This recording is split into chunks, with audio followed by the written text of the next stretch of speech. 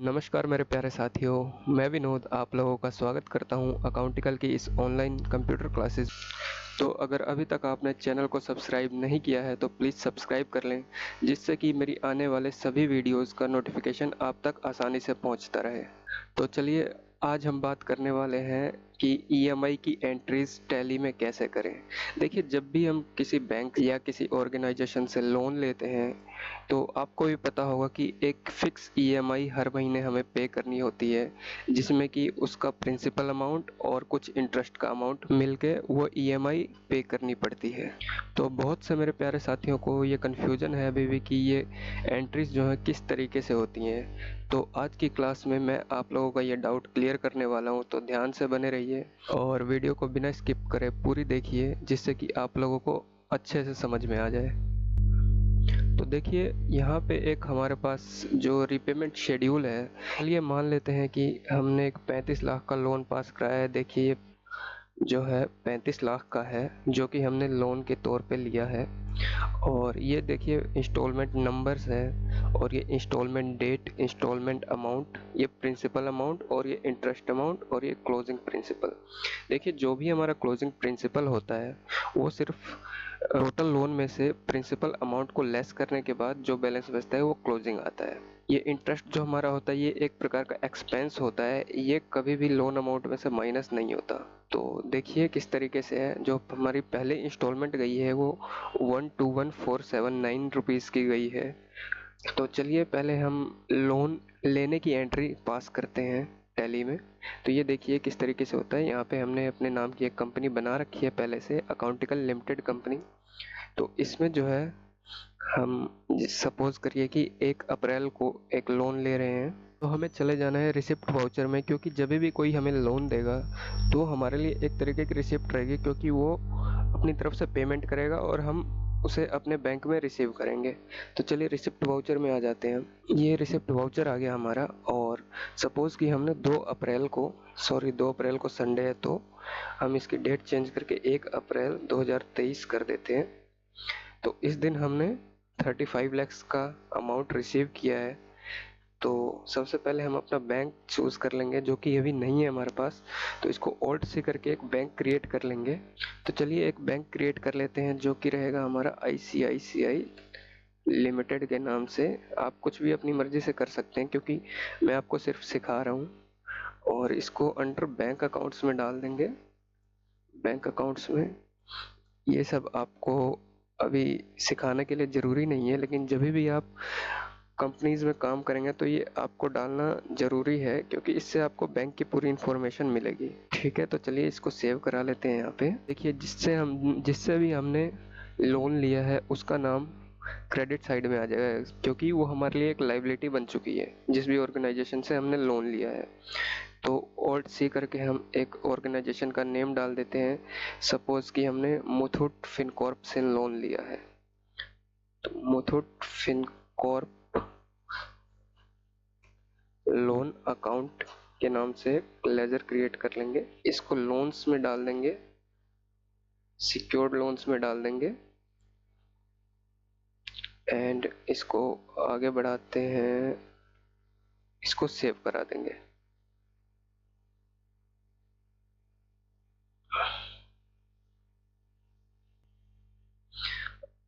अब इसमें हम अपना अमाउंट फिल कर देंगे, जो भी अमाउंट हमने रिसीव किया है। जैसे 35 लैक्स का लोन रिसीव किया था हमने, 35 लैक्स की एंट्री डाल के इसको सेव करा देंगे।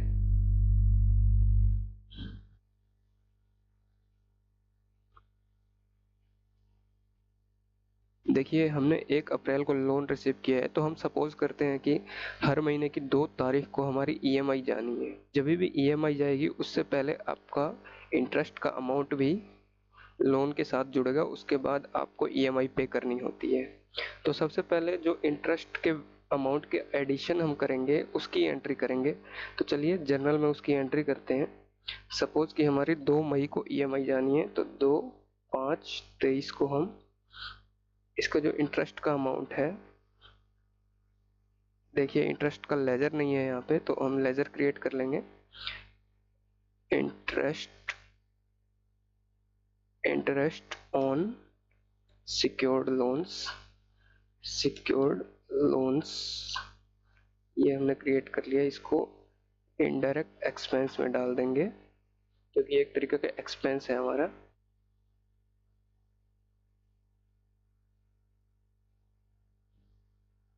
और इसको आगे बढ़ा के सेव कर देंगे।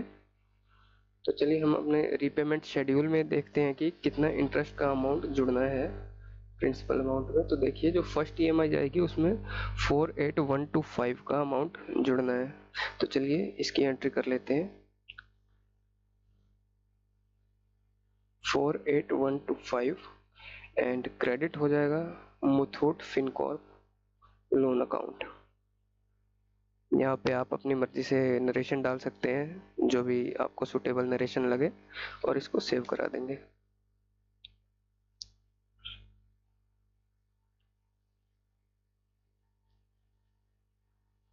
एंड आपकी 2 मई को ईएमआई पे भी होनी है। अब ये तो हमारी ड्यू की एंट्री कंप्लीट हो गई। इसके बाद हमें 2 मई को ईएमआई पे भी करनी है। तो चलिए पे करने के लिए हम पेमेंट वाउचर में आ जाएंगे और अपने बैंक से आईसीआईसीआई लिमिटेड से पे कर देंगे। कितने रुपए? देखिए ईएमआई का जो अमाउंट है आपका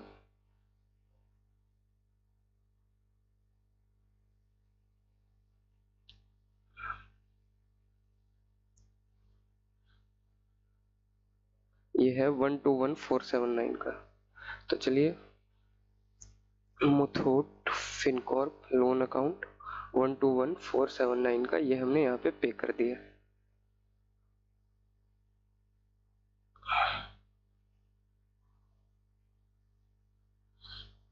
सपोज हमने ऑनलाइन पे किया है या बैंक ने ऑटोमेटिक डिडक्ट किया है,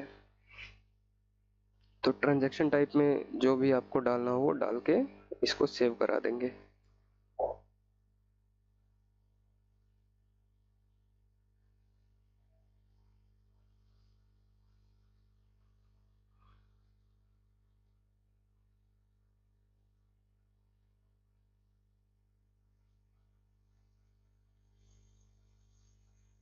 ये हमारा सेव हो गया।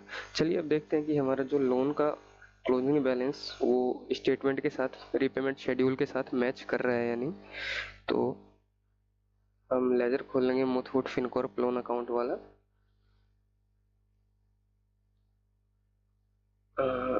मुथूट फिनकॉर्प लोन अकाउंट वाला लेजर ओपन कर लिया है हमने। और देखिए यहाँ पे जो क्लोजिंग बैलेंस आ रहा है 34,26,646 का, देखिए मैच करता है या नहीं। चलिए ये चेक करते हैं। तो 34,26,646 का क्लोजिंग जो अमाउंट है ये दोनों मैच करा, इट मीन्स हमने एंट्री सही करी है। तो ये हमारा टोटल प्रोसीजर था, ईएमआई की एंट्री किस तरीके से पास करते हैं और लोन की एंट्री, जो लोन रिसीव करने की एंट्री होती है वो किस तरीके से करते हैं। उम्मीद करता हूँ कि आप लोगों को अच्छे से समझ में आ गया होगा और आगे भी मैं इसी तरीके की यूज़फुल वीडियोस लेकर आपके लिए आता रहूँगा, ताकि जो भी अकाउंटिंग में आपकी दिक्कतें आती है, जो भी आप कंपनी में काम करते समय प्रॉब्लम्स फेस करते हैं, उनमें थोड़ी हेल्प कर सकूं और आपको एक अच्छे करियर की ओर ग्रो कर सकूं। तो जय हिंद एंड नमस्कार, मिलते हैं अगले वीडियो में।